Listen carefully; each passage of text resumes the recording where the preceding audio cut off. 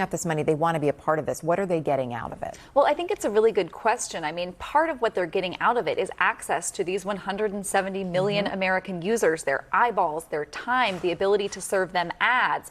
But I do think, the point about this question about whether U.S. users stay on this platform is really important, because if users decide to leave because they're concerned about this new ownership group, that could potentially undermine the business opportunity that all of these companies are excited to get in on here. It is interesting, though, because when we looked at all of this, and Brian, you and I talked about this so much when we were on the air. I remember when all of a sudden there were some changes right before the inauguration, right, Brian? When there's the discussion of whether people will stay, there were also questions among users back then when it was a national security concern and a law had been passed to get rid of it. Americans weren't that upset. They weren't that concerned when they were interviewed, which was fascinating. In terms of these companies, sorry, Brian, go ahead.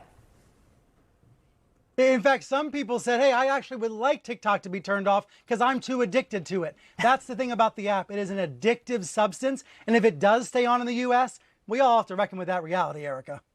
There's also, so when we look at, let's say it's here to stay, when we look at these companies, you were just talking about the flattery economy. What does this mean for some of these companies? Well, learning today about the H-1B visas and seeing how some of these tech CEOs are reacting to the idea of a $100,000 price tag on these visas, NVIDIA CEO